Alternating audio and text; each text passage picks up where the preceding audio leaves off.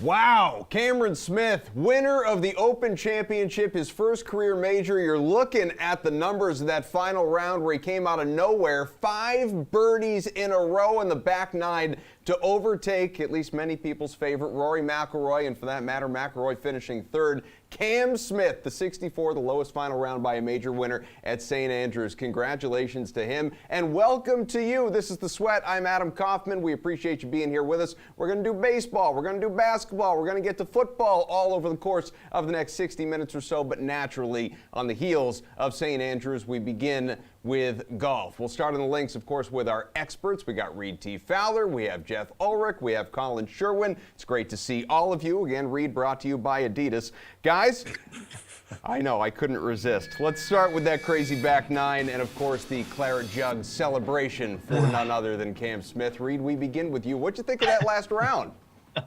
How much time do we have, Koff? I know our producers are probably saying keep it short, but I'll save it for Wednesday to really go on my rant here. Look, Cameron Smith, what he did on the back nine, what he did on Sunday was amazing, right? He shot a 64, shot a 30 on the back nine in a major tournament. Now we can talk about how the course was set up basically for someone to do this every single day. And the scoring average on Sunday was about 68. And so if you didn't shoot that or better, you weren't going to win this golf tournament, which happened to Rory McIlroy. But look at what he did throughout the week. Cameron Smith made every single putt. Sans like the ones that he missed on Saturday, right? Every single putt on Friday from 100 feet, from 20 feet, from 40 feet, and did the same thing on Sunday. What I thought was extremely impressive, where I think he won the golf tournament, was his putt on 17, where he was behind that bunker on the road hole, and he put it to 9-10 feet. That's where, in my mind, he won the golf tournament. And we could talk about Rory basically not making any putts on Sunday, but this was really a master class from Cameron Smith, and he was doing it, since Kapalua. What Jeff talked about, that was sort of a corollary, just as a birdie fest that this major tournament was. But hats off to Cameron Smith. I publicly faded him, and he made me look like a fool. Jeff, the mullet, the mustache, obviously the 20 under performance. What stood out to you? Yeah, this brought to you by the letter M for mullet for Cam Smith. There you go. Look, I mean, St. Andrews, if the wind wasn't up this week, and when it's not up, it is going to play a little bit like a pitch and putt, like we saw at Kapalua. Reed mentioned that. And it's a reason why a lot of us backed him, I think, just because we knew that, I mean, this guy can go low. He likes conditions when they're soft, when it becomes a putt fest, and he can just get creative around the greens, which is what he was able to do this week. And let's not, discount the fact that his irons get just super hot, too. And, I mean, proximity-wise, he's very good with the short irons. So he was giving himself chances, and with Rory, it's just like the tee to green game was the best in the field. There's no doubt about it. But this came down to being a bit of a putt fest with how easy the conditions were. And when it's like that, you can get out putted on the PGA Tour these days because everyone can hit it pretty far. So, yeah, it was a great performance by Cam. He's an absolute maestro around the greens.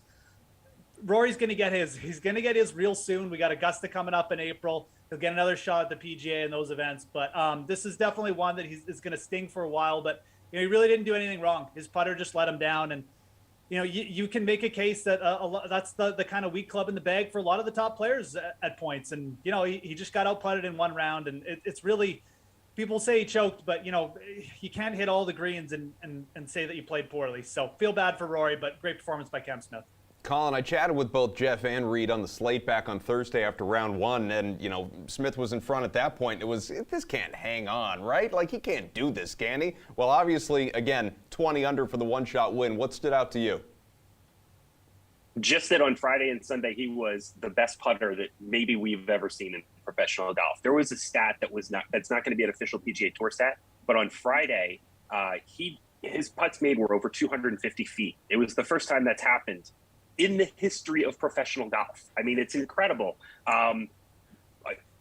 What he did on Friday and Sunday is just miraculous. Again, Rory didn't choke here. Rory played great. Rory hit 18 greens in regulation at St. Andrews. That's what you can do. He just couldn't roll it in. And you know what? This course, as Matt Fitzpatrick said, this course got a little tricked up to protect it. They put some holes on some edges of some slopes in the greens and some things like that, just to make sure that these scores didn't get too out of control. If you and I went to go play St. Andrews next week, we would see these holes in much more regular positions, and these guys would have gone out there and shot 62s and 61s. So this course got a little bit tricky the way that they set it up, and that just didn't favor Rory as much as it does the best putter in the world when the pressure's on, and that's Cameron Smith. All right. Well, obviously, I would love to go play St. Andrews with you next week if that's something you get us something can you that get we us could book do. time? Yeah. Get us in there? Is that, I don't know Well, one if thing to that's a mention, thing. Colin just talked about with that putting set really quickly from Cameron Smith, 4 of those holes of the 250 feet that he made, he made 230 feet, right? And like that is where like, and look, every single time Cameron Young or any one of these guys, even Rory, it was like eagle putt, eagle putt, eagle putt. Like you rarely see that in a major golf tournament. So there's going to be some talk about St. Andrews and how it sets up in the next 5 or 6 years and how it can modernize it. I know I was talking with both you, Koff, and Jeff, which is not safe for work and what I was saying, but like it's like it is something that you have to consider, right? When you 2-putt for birdie, not really a major tournament in my opinion. Maybe it is the month of Cam, guys, because again, Cam Smith won, Cam Young was the runner-up. Well, now we have Cam Champ, who is the defending champion at obviously the upcoming 3M tournament. You look at the DraftKings Sportsbook, his odds at plus 6,500. So let's go to you, Jeff. How do we feel about this? Chase or fade Cam Champ being a champ? I mean, it's just been a bit of a disaster this year. It looked like he was getting his game together, around the Mexico Open when he was kind of in contention late there. But, now he's reeled off like 6 straight made cuts. This is a player who can turn his game around extremely quick. We've seen it. And we talk about putting. Cameron Champ is actually one of the best spike putters on tour. But my God, I mean, this guy has shown us nothing here. And real, like you look at the odds too, and he's the exact same odds as another good spike putter in Wyndham Clark, who did play last week, a little bit of a concern, but I mean, these guys, they're pretty used to the air travel. I would much rather put my money on a Wyndham Clark there, plus 6,500. Very similar type of player, big off the tee. Like I said, he can get it done with the putter. So Cameron Champ is a player who is going to spike up at some point, but like, I'm not going to take the shot on him. If he's 100-1, yeah, I think we'd have a much different discussion, but at 65-1, there are comparable players in the field here I would rather get on. Even Matthias Schwab down there at plus 8,000, who everyone loved last week. Now his odds are like 3 times as high. Why not take a shot with him? Both of those guys that I mentioned, Clark and Schwab, they're just better bets, better form right now than Champ. Colin, how about you on Cam Champ, plus 6,500, chase or fade? Why waste your money? By the way, Cameron Champ, #1 on tour in driving distance, 320 yards. He just can't do anything. Greens and reg, 115. Imagine getting that close to the green and then missing it that often. Just not really where you need to be as a player right now. Not in form. This is a wide open tournament. Obviously, the best guys aren't playing this week, so you'll see a lot of opportunities out there.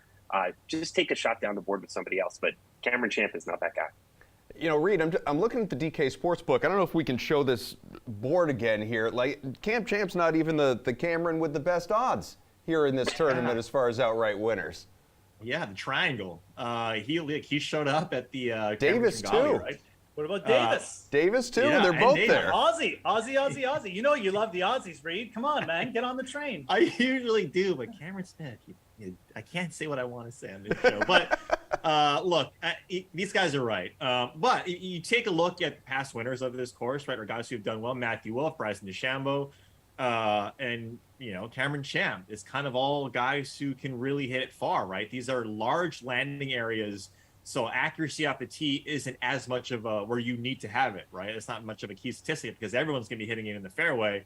It's can you get it down there far? But to what Colin was saying is absolutely right. His wedges, and I don't know how Cameron Champ hasn't gotten 10 wins. His swing is one of the most beautiful swings on tour. It's so in rhythm, and he hits the ball 350 yards. But when you see him with a wedge, he is like, it is, where is this going to go? I have no idea. So to their point, Matthias Schwab was a guy I was going to mention as well in that range. And even guys like Ricky Fowler, right? There's a lot of players in this field right now that it could go either way, like Hideki and some of these top guys who could just come out and rattle off a ton of birdies. But there's other players other than Cameron Champ, even though we've seen guys like Sam Burns win back-to-back years at their tournaments. I'm still a little weary of Cameron Champ because he just hasn't shown any form whatsoever, which doesn't necessarily need it here. Reed, you mentioned Hideki Matsuyama. He's been up and down recently. Obviously, you take a look at it, and 2 top fives, also a missed cut and a DQ. Not great. Have to start with you, Reed, though, because Tony Finau, your guy, is at the top of the board here at the 3M. Top 30 at the Open, plus 1,100 for Finau, plus 1,600 for Matsuyama. Chase or fade the favorites this week? Oh, man. Look, he made the number on the cut last week. Could not make a single putt, but that's what you get with Tony Finau. Like, he's number 1 in my model. So, like, and in your heart. And my heart, obviously. Plus 1,300. Look, you can't take the guys with short numbers here. This is a like long shot. This is where you want long shots. I think the shortest I'd go is Davis Reilly, just because of how he's playing and how he sets up for this course. But man, with the top guys, I just can't pull the trigger on them just because this is a wide open tournament, like Colin mentioned. What do you think, Colin? If Tony Finau's number 1 in your model, get a new model. I mean, just look. Is there a way that we can like bet on who's going to be the leader after Saturday's round, like the post round 3 leader? Because then I'm going to put Tony Finau in for sure. Give me all of that. But then once we get to Sunday, I just don't think he has a chance. Now, interestingly, I think there are some guys out here. I think Tringali is certainly a play this week at 1,800, but mostly I agree. You're going to want to go down the board this week. The top of the board is just, there's no value at all. How is Tony Finau, who hasn't won a tournament since, like, I don't know, the Obama administration? Has he cashed once? And he's the top of the board this Northern week. Trust. He won a FedEx Cup tournament. That's what. Yeah, the stands will always be here to remind me.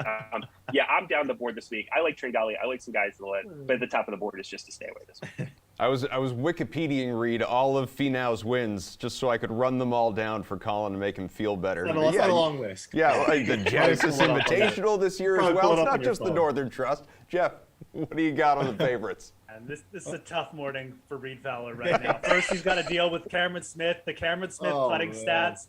I can't even tell you what he was texting me last night. Now he's got to deal with the Tony Finau slander. I'm telling you, I'm not even going to touch Tony Finau. Look, he's plus 1,100. He's actually played pretty well. The approach game has been there. You're going to ask him to sink 1,000,000 feet of putts, though. I don't know what he's going to do with the putter. It's been actually okay for him lately, but in a putt contest, which is what this is going to be, you can't take him at plus 1,100. I think we all know that by now. I agree with the player that Reed did mention, in Davis Reilly. I think that's a player you can start your tournament outright cards with. He's a guy who, again, you need someone who can get absolutely red hot with the putter here, and you don't need to worry too much about around the green. You just need good approaches, decent off the tee. Davis Reilly has shown that kind of spike in spades. I think he's very talented. You will see him break through soon enough.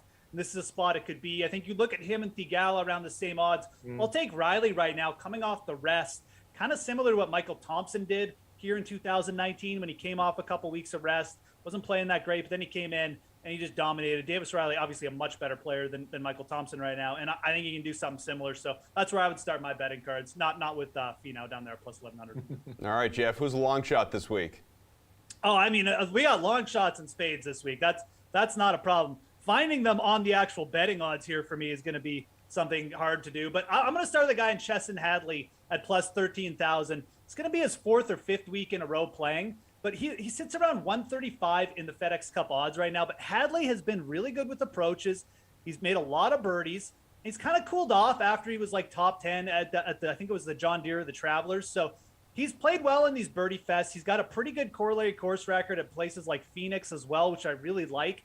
I think he's just a player who's going to be able to compete this week. You look at him as top 10 too, plus 900. Again, I mentioned it's a big week for these players. Steven Jagger, another guy I really like, top 10, plus 750.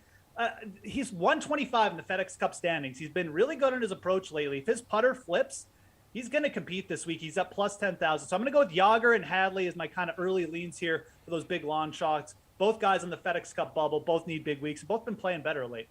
Reed, I want you to take a deep breath, reset, just put it all behind you and look ahead. Look in the crystal ball. Who's your long shot this week? Oh, I'm fading all Camerons for the no Camerons. Eternity. Yeah, Matthias Schwab, Jeff mentioned him. He missed the cut at the Barracuda, which is pretty hard to do.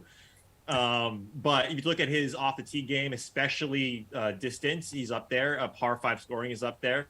So I do like him quite a bit. And some guys who aren't as deep in that 40 range, I think, like I mentioned, I think Ricky Fowler is around there, but Ryan Palmer is also someone too that you probably wouldn't think of at this type of course. But if you take a look at how he does usually on bank grass and scoring opportunities and getting it close and birdie opportunities, he's one of the better ones when he gets on an easy course. So look at Ryan Palmer as well at plus 4,000, maybe more DFS. And the other thing I'll mention before we get to Colin is that if you want these guys a little bit shorter in the field, like a Davis Reilly at plus 2,200, I would get him in as soon as possible, because if we get like a Hideki withdrawal or one of these other guys withdraw, then those numbers are going to shift.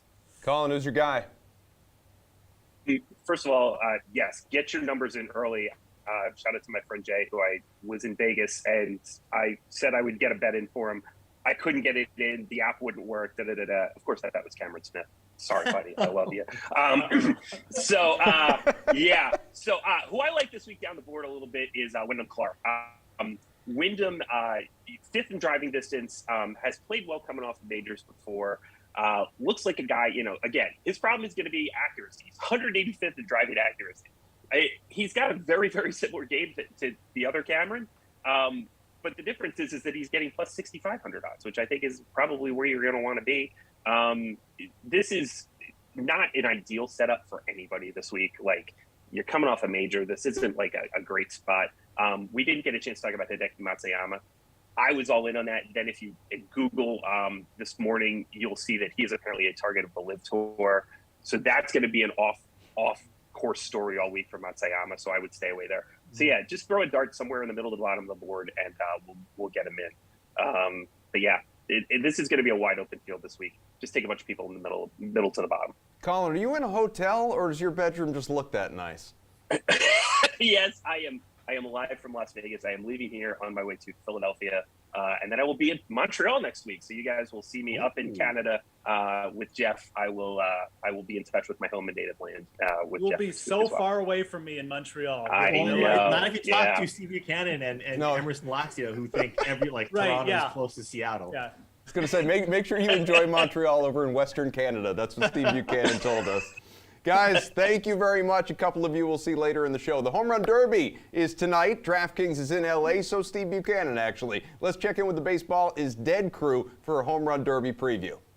Yeah, so you have Albert Pujols up against Kyle from Waltham, Kyle Schwarber in the first round. You also have the dark horse, Julio Rodriguez, I believe is the 6th seed? I don't know, but he's definitely not the dark horse. Oh, yes, he is. Albert Pujols is the dark horse. You think Albert He has Pujols 5 is the home dark runs. horse? He's 59 years old. He is 59. He's the a dark horse. svelte Dodger legend. That's the guy. Everyone was like, "Oh, we need a hometown Dodger representative in the Home Run Derby." It's Albert Pujols. Albert Pujols is the most legendary Dodger on the field. I would agree with that.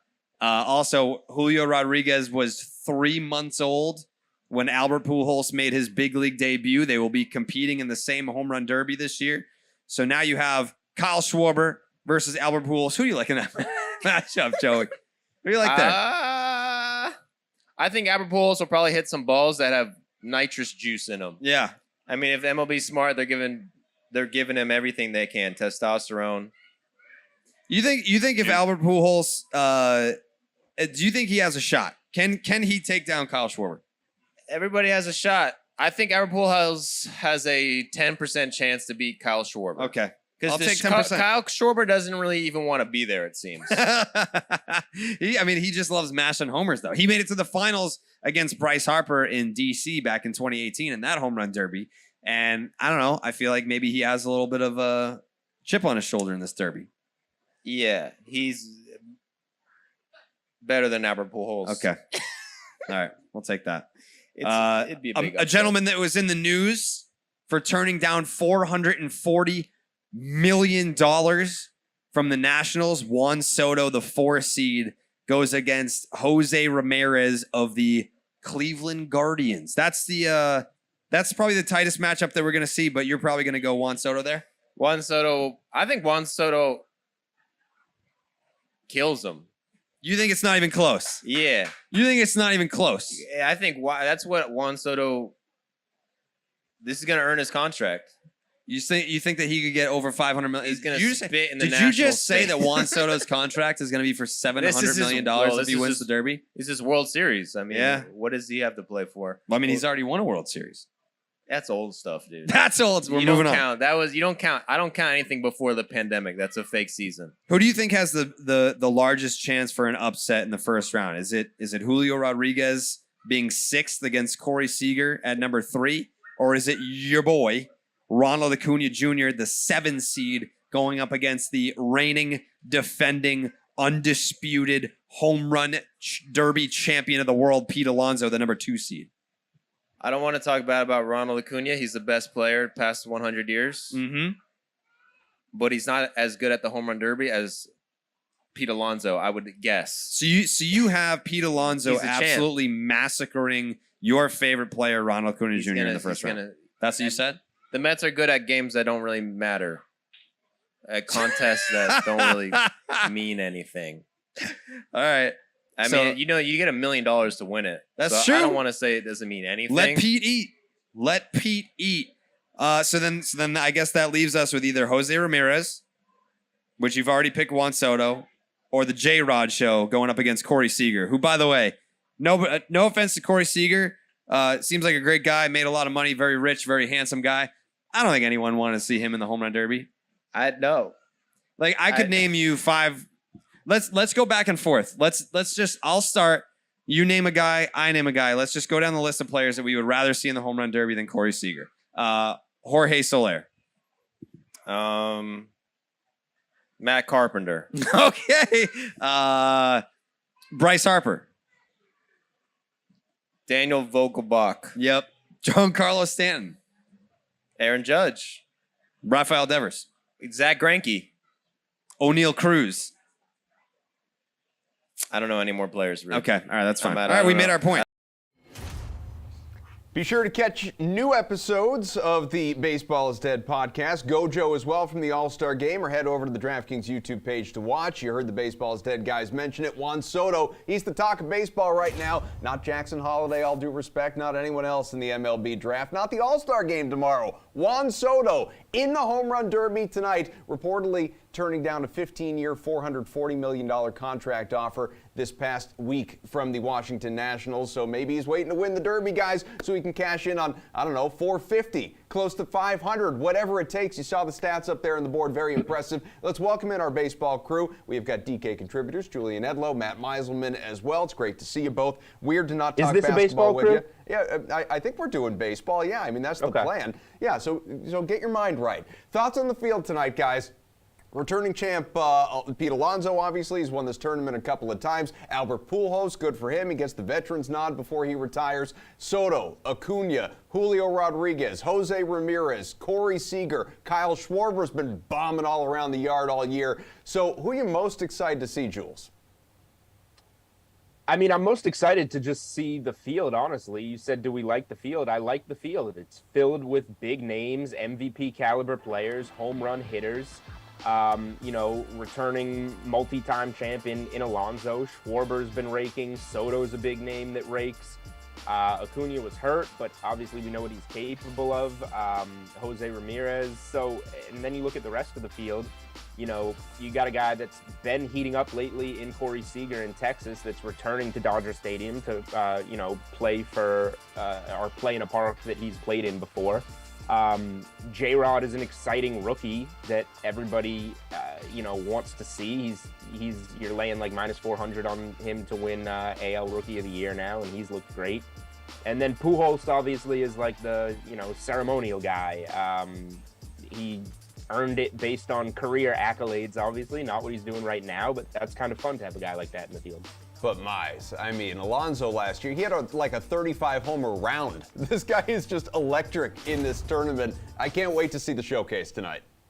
Yeah, I'm excited to see Alonso and Schwarber. I am a little down on the field, though. Maybe it's just because you guys are in Boston, so you don't want to talk about them. But I wanted to see Aaron Judge, and I wanted to see Giancarlo Stanton. And we don't have any Yankees. And, that would have been cool to have those two guys. And a bunch of the MLB league leaders in home runs this year are not in it. Those are two of them. But then Trout's hurt. Yordan Alvarez probably would have been a good addition over. I mean, I think Julio Rodriguez will be fun to watch, but having Pujols in there, like that will be interesting to see, like the hype and the buildup before he starts hitting. But as far as him actually hitting the ball over the fence, there were so many better choices. So I think it's hit and miss. Like the top end is really good, but we're missing some big names. So I think it's okay. I think the field is fine. Well, let's talk about. They did a lot better. They did a lot better than the dunk contest. That is fair. That is definitely fair. How quickly we forget, or at least we try to. Obviously at the top of the board, like you said, there are some really big names, but some guys aren't going to stick around very long. So let's talk about who's not going to win. Rodriguez, he's a rookie. Acuna, tough matchup early with Alonso. So, Matt, staying with you, who's going to make an early exit tonight? There's two favorites that I actually think could lose in the first round. And I didn't really want to bet on this thing, but it does kind of look appealing. And that's Julio Rodriguez being favored over Corey Seager, who, one, has more home runs this year, I think might be a better home run hitter at this point in his career. Also, it's Dodger Stadium. Corey Seager hasn't been back there, so maybe like a little extra. I know I hate narratives, but I'm going to bring one out. Seager has not played in Dodger Stadium since he left the Dodgers, where he started his career. And then I think Ramirez and Soto are too close for Ramirez to be like plus 150. So I could see Soto losing. I think Rodriguez could lose too. I mean, anyone's live. It's a home run derby. It's an exhibition event, but there are two favorites here where I would be cautious if you like both of them. Jules? So, yeah, I agree with Matt in terms of Julio Rodriguez being favored over Seager makes no sense to me. I'll just save that one for the next question because I think we're doing our favorite bet. In terms of guys that are going to go down early, Pujols is the guy that obviously I don't think we're going to see him make it past the first round. I just don't think he has it anymore. But the guy that's probably going to beat him there, which would be Schwarber. He's the 1 seed in the whole tournament. I'm not a huge fan of him overall in this derby. You know, some of the other guys are in much better shape. You got to stand up there, hack. Like these guys, if you watch it in the past, we forget they're taking timeouts, they're wiping the sweat, they're chugging the Gatorade. Like this takes a lot of energy. So if Schwarber wasn't matched up with Pujols, he would be a guy as the 1 seed I would have going down early. So I'll just say that he goes down in the second round, no matter who he gets. Whether it's longest homer or, most homers in a round, there are a million options on the DraftKings Sportsbook, which is great, Julian. So home run prop that you like the most tonight, what is it? There are, and, the Alonso total home runs, if he doesn't lose to a guy like Acuna in the first round, which I don't think he will, like, that stands out because you just mentioned, whatever it was, 35 home runs in a round last year. He's in the high 30s. Like, he should get over that. But what I'm betting is the underdog in the matchup that we talked about. The one dog that I like the most is Corey Seager plus 125 against Julio Rodriguez. Matt mentioned the narrative point of it, and that's fine. I'm all about getting on board with the narrative every here and there. But what about just the experience? Like, I know it's his first time back and he hasn't hit there this year, but he's hit 1 million home runs at Dodger Stadium. He knows how he wants to hit the ball and he's going to be comfortable in the park. So I think that we can be comfortable. A safe floor, let's call it, from Seager in this competition. I don't think he's going to go over there and puke all over himself. Rodriguez, on the other hand, the kid's a stud, but like, what's he going to look like on this stage in a home run derby in a stadium I don't think he's ever played in before. So Corey Seager plus 125, my favorite dog, my favorite bet in this home run derby. Matty, what's your favorite homer prop?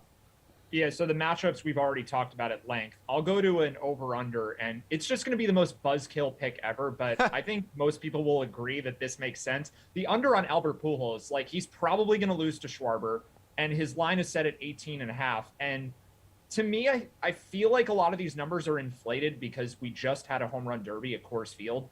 This is not, like, nothing is like Coors Field, and I feel like everyone is, like, 1 or 2 homers higher than I would have maybe expected, but Pujols is there just to be honored by the league. Like, he's not really there to win. And we saw Karl Anthony Towns win the 3-point contest. No one expected that. These are exhibition events and they can get weird, but I just don't think that Pujols is reaching this number. Like 15 seemed more reasonable to me. And if he does win, I think it's going to be more because Schwarber messes up and not because Pujols did something special.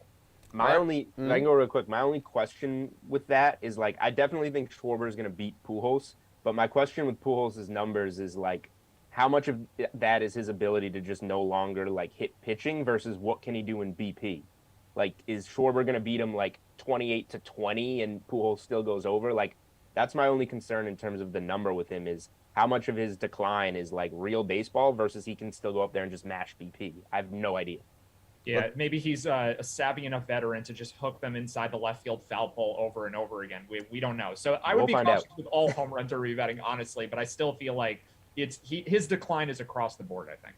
Let's attempt to narrow down the bracket then, Jules. Who's going to make the final? So for me, I do like Pete Alonso in the first round, and then in the second round, it looks like I have him over Seager because we said that we're going to have Seager advancing there. So I do think Pete Alonso at minus 105 gets in there. And then on the other side, I will go with Soto. I know Matt talked about Soto potentially getting upset, and at the number, I don't hate it, but I do think Soto is the guy there. And then I already said, if it's against a Poole, who I don't think will be there, then great. But if it's Schwarber, I think Schwarber's the guy that can tire here in the second round. And I like Soto to get past him. I think he's plus 230 to reach the finals. So you want to parlay those and do the name the finalists. Soto versus Alonso for plus 550 is where I would go here. A little bit chalky, but I think he gets there. It is not the favorite. Schwarber and Alonso, that is just a little bit better. But what about you, Matt? What odds jump out? Yeah, I sort of agree with Julian on Schwarber. Like, he might be a little overvalued, but I also think Alonso's overvalued. So in terms of the most likely finals matchup, I think it is Schwarber versus Alonso. But from a betting perspective, like, that's not the one I would go after. Just the odds are not high enough. For me, I think it's Seager. Like, I think he could do well here. And for betting, like, I would probably just still take Schwarber if I had to pick a finalist from that other side of the bracket. I just think like the first round matchup gives him such a leg up that like he shouldn't be behind Alonso betting wise. Alonso's going to have tough matchups every round. Schwarber basically, I know people are saying he has a bye. It's not literally a bye, but he's 80% to win in the first round. So it's kind of like a bye. And I do like Seager as a long shot. Maybe Dodger Stadium helps him, but he's also a good home run hitter. I just think he's underpriced here. Matt, you're pretty good at predicting things. Who's going to win this thing? All right, let's go Seager over Schwarber. I will take what Julian's saying about Schwarber tiring out and have him lose in the finals. And yeah, this just feels weird to me buying a narrative, but I'll pick Seager to win. Jules? I mean, I already put it at Soto versus Alonso. Alonso's kind of boring. He's won too many, and the other side of the bracket is weaker. So I guess I'll take Soto over Alonso, but if Seager wants to win, that's great because the only thing I've bet so far is him winning his first round matchup. And if he wins the whole thing, that means he wins his first round matchup. Gentlemen, thank you very much. Jules, as you said, you will return later on in the show. We're only about halfway home here on The Sweat. We're talking NFL next. One of the biggest stories, Kyler Murray's future in Arizona. Now, new reports, things are actually in a good spot, but still no pen to paper yet. Let's check in with Mike Lombardi and our friends in the desert on what is next in the negotiations in Arizona. The talks between Murray and the Cardinals, quote, are going smooth at this point. Now they're going to begin camp here July 26th.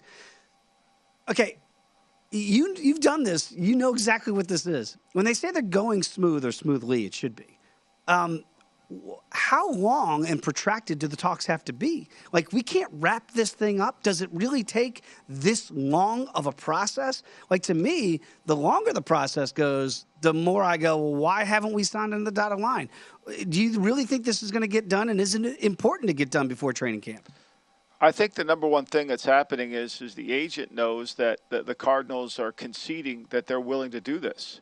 If the Cardinals are not taking a tough position in negotiation. So if you're on the other side, if you're Eric Burkholder, the agent, you're saying, I've got to keep asking until I finally know they say no. Now, no doesn't always mean no.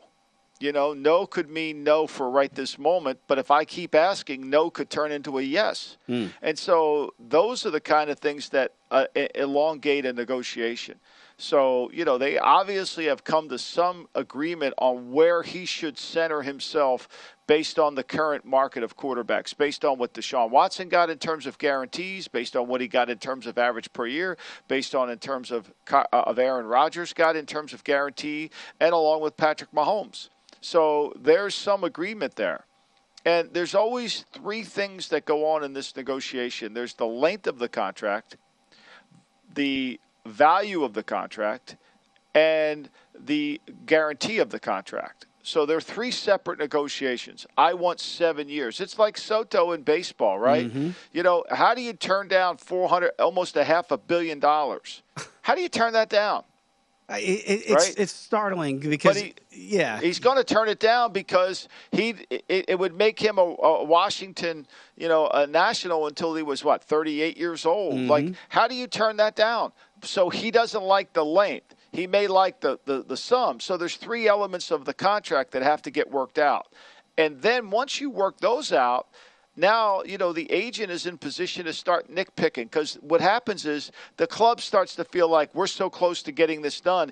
It becomes easier to say yes than it becomes easier to say no. And what you have to do as a negotiator is basically tell the agent it's getting a lot easier to tell you no. Like, it's getting a lot easier to tell you no. And you've got to be able to handle that, where I don't think the Cardinals and Steve Keim are willing to say that. I think they want to play nice. I think they want to make Kyler happy. And I think they want to find out where this leads them. And in 3 or 4 years, they could say, well, we thought he was going to be a great player. It just didn't work out. We're back here on The Sweat, and great stuff from Mike Lombardi on the Lombardi line, the guys in VEASAN. We appreciate it. We bring back Reed T. Fowler, Jeff Ulrich, as well as Pierce Dietrich coming on in for this segment. And guys, we just heard about Kyler Murray there, and it seems like he and the Cardinals, they want the same thing, right? Like, they both want the reunion. So, Pierce, is it as simple as Murray wanting a top 10 QB contract? The Cardinals just don't want to pay it because he's only been to one playoff game? What's this boil down to? Yeah, it's pretty simple. He's a quarterback in the NFL, and you kind of have to pay those guys. You either pay them for what they're going to do, you pay them for what they have done, but either way, you pay them. There's just no other way around it. Murray holds all the cards. Eventually, they're just going to have to cut him a check. Now, there might be one wild card here, and Jeff talks about this a lot. Cliff Kingsbury likes to run the ball, which means the quarterback doesn't really play a big role in this offense. And you could probably insert some other people into this offense and get decent performances out of them. Maybe Jimmy Garoppolo becomes a free agent. I know he's not exciting, he's not flashy, but this offense is not exciting, it's not flashy. What's Mitch Trubisky is he going to continue to play? Is he going to lose his job? Sam Darnold, maybe he becomes a free agent. Something happens along those lines. They can bring those guys in, maybe put some pressure on Kyler Murray, going a different route. Another argument for not paying him right now is with this offense, we've talked about this before, there's not a lot of weapons here. He's not going to have an explosive season. So whatever you're paying now, his price isn't really going to go up. He also has injury concerns. So I don't think it's a bad idea for the Cardinals to wait. They're not going to get him any cheaper, but he's probably not going to be any more expensive either. Jeff, what do you think? It does reek a little bit of maybe the head coach just thinks he's smarter than the NFL and thinks that he can put together a decent top 10 offense without Kyler Murray. I don't really think that's the case. I don't think that anything I've seen from the Cardinals suggests they have some sort of superior game plan that's going to be better or just the same with Jimmy Garoppolo in there. But we have seen, some of these head coaches like, Cliff Kingsbury, if he styles himself after a Kyle Shanahan, who I don't think he's in the same category as, then yeah, he might look at this and say, why are we willing to pay Kyler Murray all the money in the world when I can just go out there and design these great schemes and stuff like that? So I think that's a big part of this is Cliff Kingsbury being the head coach. But, in terms of what the Cardinals need, I think this team will be an absolute disaster without Kyler Murray in there, because his just off the cuff and his ability in the red zone was really what propelled this team to being an elite team over the first 8 games. And when he kind of got injured and stopped running, what did the Cardinals do? They started to lose. So no, there's really no choice here for the Cardinals, but it is interesting to see how this plays out, because I think that the head coach is obviously having some say in this. And I think that's the only reason why these negotiations are even hung up at this point. Reed, I didn't want you to be triggered for this segment. I was scanning the Cardinals roster to see if they had any Camerons. Turns out there's a rookie, Cameron Thomas, so I'm sorry about that. We'll be talking about a Cameron the next question. But I'm with the guys here. And it's so interesting, right? Like, Cliff Kingsbury absolutely clamored over Kyler Murray pre-draft, get him first overall, wanted him in college, didn't get him, now has him. And when things aren't going well, how quickly they can turn around because, job preservation, right? Like, that's what Kingsbury is trying to do, because what he's done so far is basically the live golf series of football, which is I'll do well in the first 8 games, and that's about it, right? We'll go 8-0, 7-1, and then once we hit that halfway mark, that's about it. 6 years, $260 million is what I'm hearing in terms of what he's going to get paid. And I am in the Jeff Ulrich camp here of you gotta this offense would look absolutely atrocious without him, even though I don't think it's a sustainable type of quarterback play that we're going to see long term that would warrant a contract like this. It's just a matter of his agent and his team saying, look what Deshaun Watson just got paid. Now let's just wait and see until the Cardinals say, yeah, we'll pay that number. Reed, Chauncey Gardner-Johnson was asked last week if the Saints have the best defense in the league. He said, of course. Overreaction, or is he right? I would hope so. I would hope he would say that his team has the best defense. And look, I don't think he's that far off base. I have him as the 7th best secondary, and their defensive line is probably top 5 in my opinion. Like Cameron Jordan, shout out hashtag Cameron.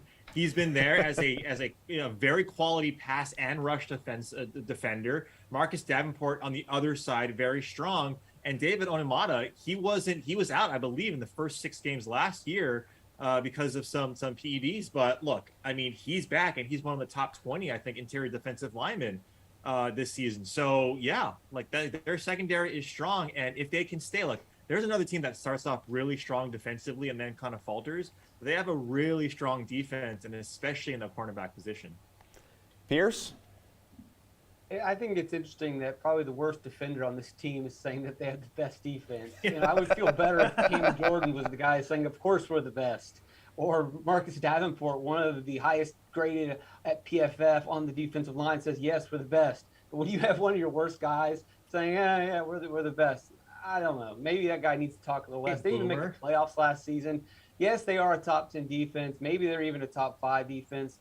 Lattimore's good still. They've got plenty of DeMario Davis is good. I think Tyrann Mathieu it's good. He's okay, but that is a downgrade that they lost guy through free agency at safety. They replaced him with Mathieu, and I don't know. There's a little bit of weakness there. Probably still a top 10 defense, but not, of course, the best. Jeff, what do you think? I mean, yeah, like you can if you have the Saints as a top 5 defense this year, I mean, no one's going to really argue with you. You know, you look at some of their metrics from last season. It's a team who was, first in terms of like they allowed the least amount of rush yards per game at 3.7. They were tough to pass against. You could pass against the Saints, but it wasn't like they were allowing, 400-yard games every season, not every game, but part of the passing thing did come down to how their offense played. So, the one factor with the Saints was, their secondary, they did allow some explosive plays. Marshawn Lattimore, great cornerback, but kind of a little bit up and down. They tried to address it a little bit. That they got in Tyrann Mathieu over the offseason.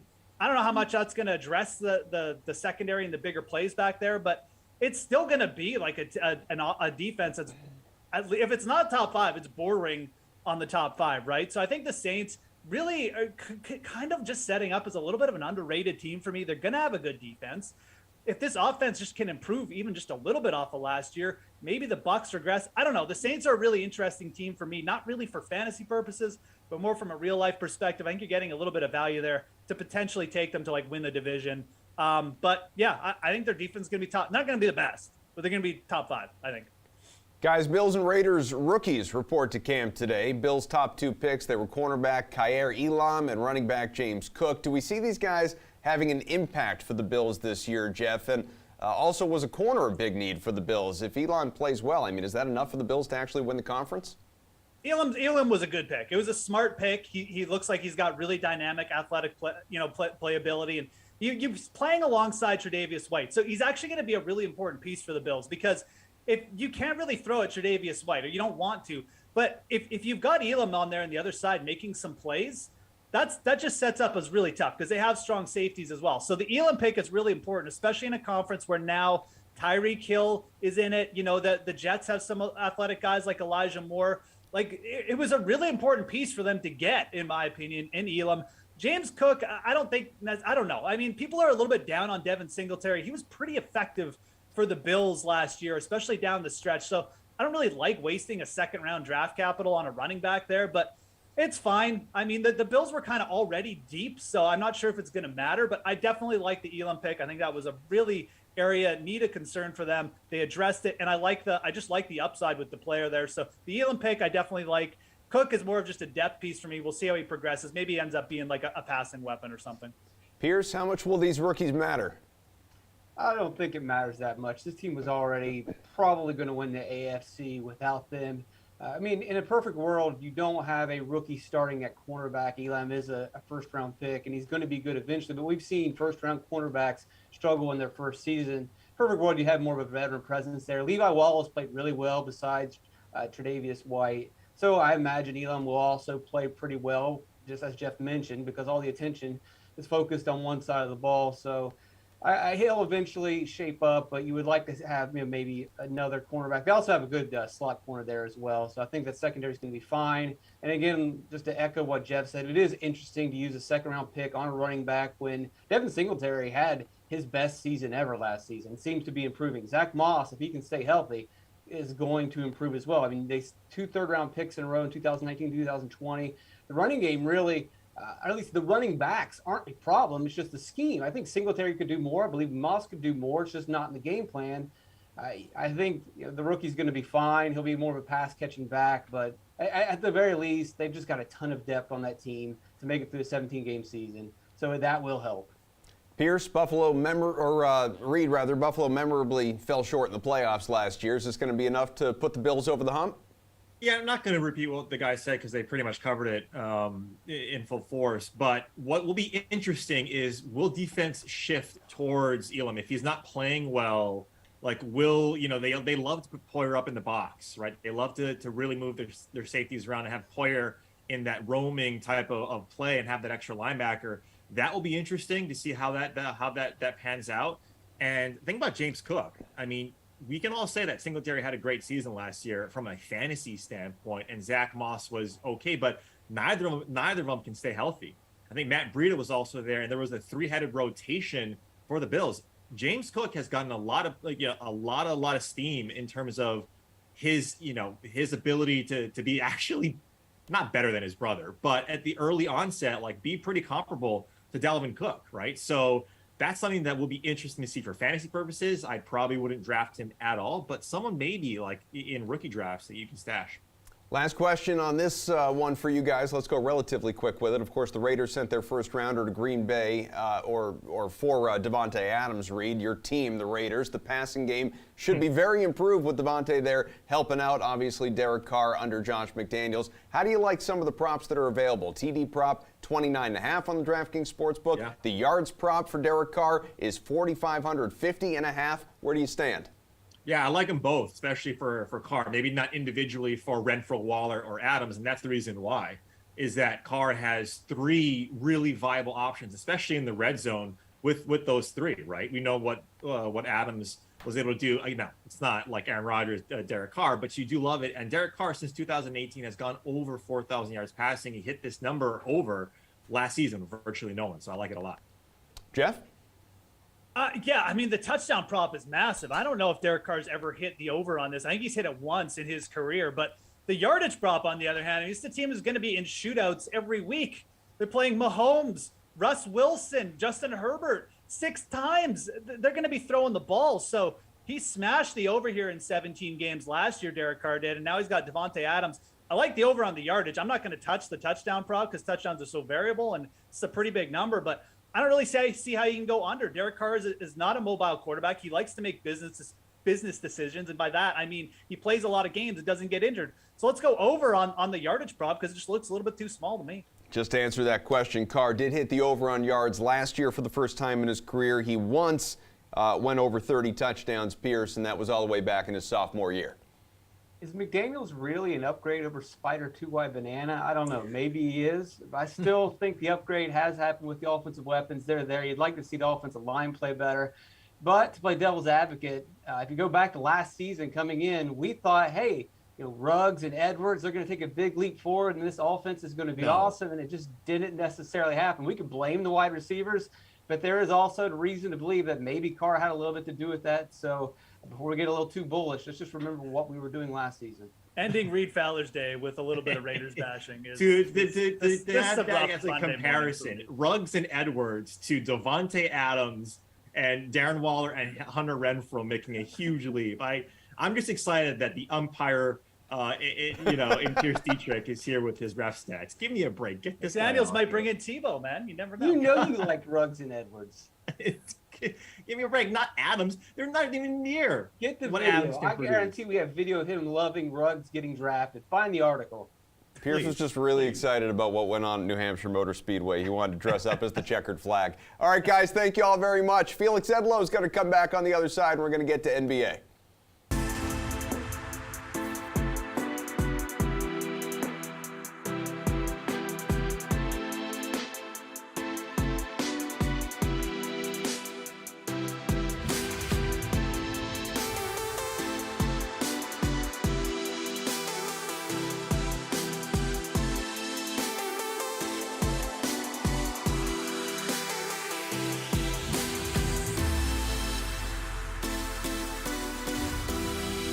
Well, we got less than 10 minutes left in the show, and this man has a lot of money coming his way. DeAndre Ayton, $133 million offer sheet that he had originally agreed to with Phoenix, or rather with Indiana. Phoenix decided to match. 17 points a game, 10 rebounds, averaged a double-double last year, did Ayton. Very, very good season, and obviously a ton of money coming his way in the years to come. Julian Edlow back with us, talking a little NBA for the rest of the show. Great to see you, Jules. And, who's the big winner here? Is it DeAndre Ayton or is it the Suns? Because obviously it's not the Pacers. Yeah, I mean, it's both. And the Pacers miss out on getting a good player, although they just moved on from Malcolm Brogdon and they're in a little bit of a rebuilding phase. Ayton could have helped, but I think it's really just a win-win for the Suns and Ayton. Obviously, Ayton could have been a piece used in a multi-team trade to get Kevin Durant, and that sounds like what the Suns want and what Kevin Durant wants, and now that can't happen for a long period of time. But that said, I mean, I don't know necessarily where Durant and gutting the team in a trade that also would have costed pieces, maybe like a Cam Johnson, maybe even a Mikal Bridges, like where that puts you in the grand scheme of things. So this is a team that has the potential to go to the finals. We saw them there recently, and having Ayton as a piece of that core, valuable. He's been a very good player, and Ayton obviously gets the most money he can get, so everybody wins, I guess. Well, and it seems like Kevin Durant's just, getting recruited back to the Warriors anyway, if you want to believe all the reports that are out there. We'll find out. Donovan Mitchell, though, looks like he's poised to leave the Jazz, albeit not by choice. It'd be a trade, and the Knicks seem to be the landing spot based on everything that's out there right now. How do you see a deal like this shaping up? Well, we know what Danny Ainge wants, right? He just got 4 first-rounders, 5 if you count an unsigned 19th overall pick in Walker Kessler in the Gobert trade. So what's he going to ask for Donovan Mitchell? And the Knicks are just going to give up picks on picks on picks. A guy like Quentin Grimes that looked really good in Summer League out in Vegas. So is he a good fit for New York? Sure. It's going to cost a lot, and it's going to cost a lot in draft capital and young players, I guess. But the Knicks have to do something. They have to do something, so you can't necessarily blame them if it winds up happening. My question is, given how strong the East is right now with your Boston, with your Philly, Milwaukee, Miami, how good is that team going to be good enough? The Jalen Brunson, Donovan Mitchell backcourt is interesting with maybe, Barrett, Randall, and Mitchell Robinson up front. Like, that's not going to be a top 4 seed in the East, I don't think. So now you're talking about what, maybe winning a playoff round?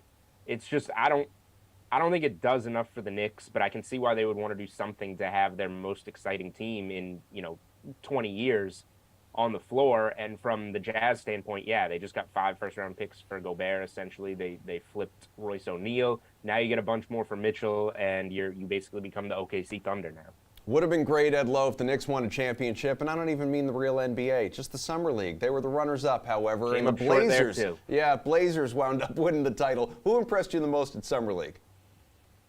The Blazers as a team impressed me a lot. They didn't even really have anybody that seemed to be, a highlight player in that type of tournament. But I'm going to go with Keegan Murray of the Kings, number 4 overall pick. Everybody wanted to talk about that top 3, all those guys in the top 3 and how they're number 1 overall caliber players. But Keegan Murray, who does have another year under his belt of college basketball, did outplay them. He was terrific for the Kings, and I think kind of opens this up to him being firmly in the Rookie of the Year conversation. I would say definitely above a guy like Chet Holmgren, who looked really good in his first game in Utah and became the favorite to win the award, which I completely disagree with. I think Murray should be up there with Paolo Banchero and right in the neighborhood of a guy like Jabari Smith. So for me, he was the guy that looked good. Jaden Ivey can also be in that conversation. He rolled an ankle, so we didn't get to see much of him, but Murray was the guy overall in Summer League. We got to see him in the California Classic and in Vegas. He looked terrific for the entirety of it. All right, Jules, quick hitter. We're going to let you go, but we appreciate the baseball talk earlier as well. Enjoy the Home Run Derby tonight. And that's it for us. You know, you got obviously the bets that you can make on the Home Run Derby. That's what's happening. No DFS talk in this show for the first time in a while. Enjoy everything tonight. Thanks to everyone who was a part of this show. Madden Sims throughout the day across the DraftKings channels, YouTube, Twitch, Twitter. Make sure you check us out. And want to thank everyone behind the scenes, the crew today. Howie, Drew, Cody. I'm Adam Kaufman. We'll talk to you again tomorrow.